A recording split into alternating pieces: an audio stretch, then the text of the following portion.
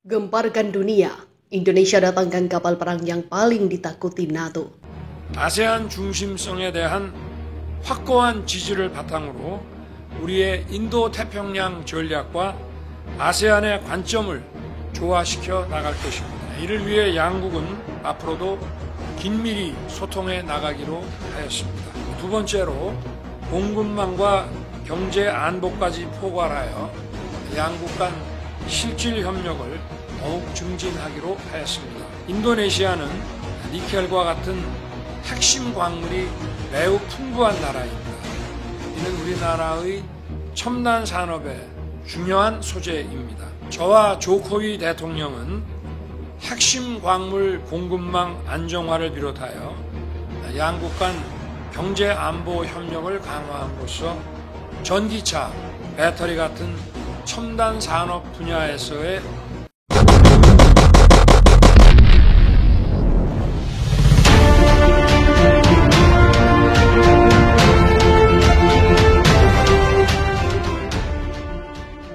Kebijakan pemerintah Indonesia sejak tahun 2015 yang tidak lagi membeli alutsista bekas pakai dalam waktu dekat ini sepertinya harus direvisi.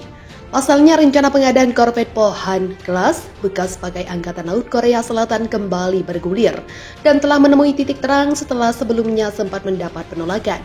Dikutip dari Jones.com 1 Februari 2023, Kementerian Keuangan Republik Indonesia telah menyetujui proposal yang sebelumnya ditolak untuk pembelian korvet bekas Pohan kelas bekas Angkatan Laut Republik Korea dengan pinjaman sumber luar negeri. Persetujuan tersebut ditegaskan dalam pemberitahuan yang dikeluarkan oleh Kementerian Keuangan kepada Kementerian Pertahanan Indonesia pada tanggal 7 Desember 2022. Salinan pemberitahuan tersebut diberikan kepada Jones oleh sumber yang dekat dengan rencana pengadaan tersebut pada akhir Januari 2023. Lantas seperti apa penampakan kapal perang yang akan segera mendarat di tanah air? Setelah ini kita bahas satu persatu. Pada Oktober 2002, Kementerian Pertahanan telah meminta untuk mendapatkan setidaknya 1 unit korvet Pohang Class sebagai tindakan sementara untuk mengisi arsenal armada Satuan Kapal Skorta TNI Angkatan Laut. Kementerian juga telah mengusulkan agar pengadaan dibiayai dengan dana dari pemberi pinjaman asing. Proposal ini kemudian ditolak oleh Kementerian Keuangan, tapi tidak ada alasan yang diberikan. Kabar penolakan tersebut kemudian dikonfirmasi dalam pemberitahuan yang dibuat oleh Kemenkeu kepada Kementerian Perencanaan Pembangunan Nasional Bappenas pada Oktober 2022.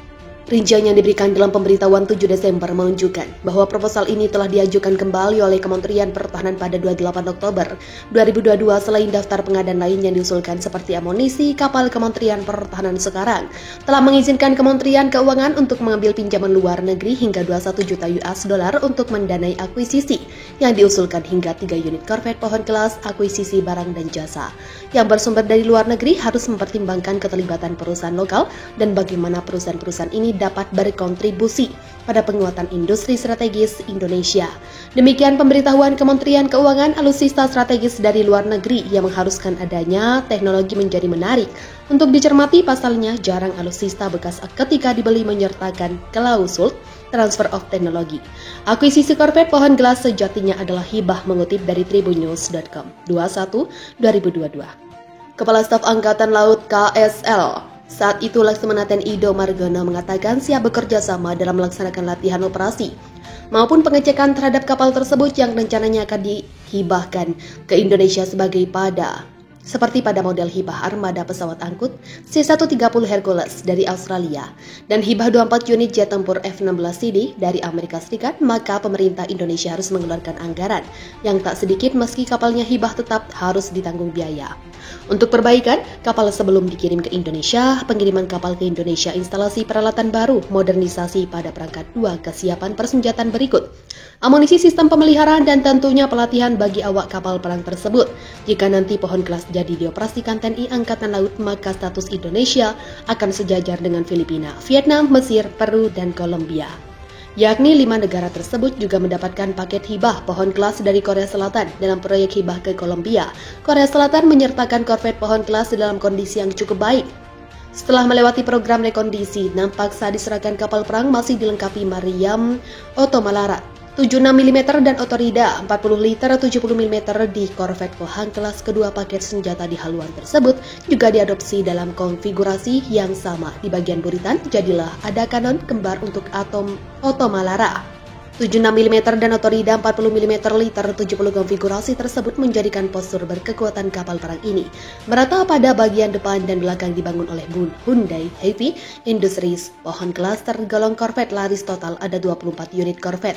Ini yang berhasil dibuat di mana 18 unit saat ini masih beroperasi. Pada pohon kelas generasi perdana sudah dilengkapi 4 peluncur rudal anti kapal Harpoon, namun seiring uzurnya penggunaan kapal perang ini menjadikan opsi Harken dihapus walau secara bertahap akan dipensiunkan. Namun sampai saat ini masih ada sekitar 12 unit pohon kelas yang dioperasikan.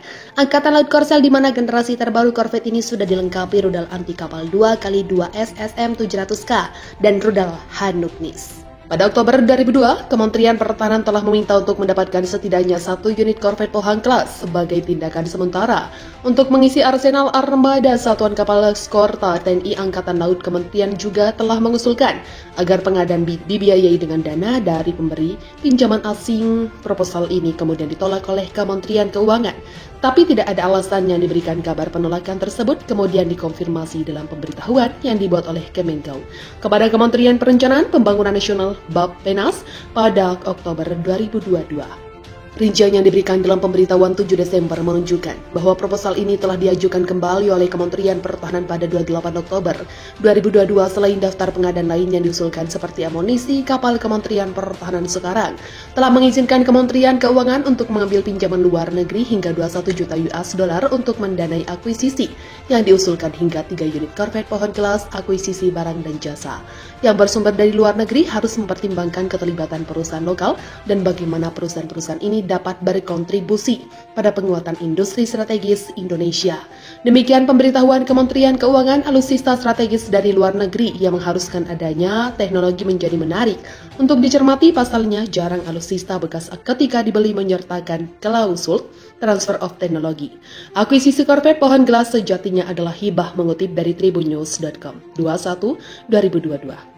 Kepala Staf Angkatan Laut KSL saat itu Laksamana TNI Ido Margono mengatakan siap bekerja sama dalam melaksanakan latihan operasi maupun pengecekan terhadap kapal tersebut yang rencananya akan dihibahkan ke Indonesia seperti pada model hibah armada pesawat angkut C-130 Hercules dari Australia dan hibah 24 unit jet tempur F-16CD dari Amerika Serikat. Maka pemerintah Indonesia harus mengeluarkan anggaran yang tak sedikit meski kapalnya hibah tetap harus ditanggung biaya. Untuk perbaikan kapal sebelum dikirim ke Indonesia, pengiriman kapal ke Indonesia, instalasi peralatan baru, modernisasi pada perangkat 2, kesiapan persenjataan berikut, amunisi sistem pemeliharaan dan tentunya pelatihan bagi awak kapal perang tersebut. Jika nanti pohon kelas jadi dioperasikan TNI Angkatan Laut, maka status Indonesia akan sejajar dengan Filipina, Vietnam, Mesir, Peru, dan Kolombia.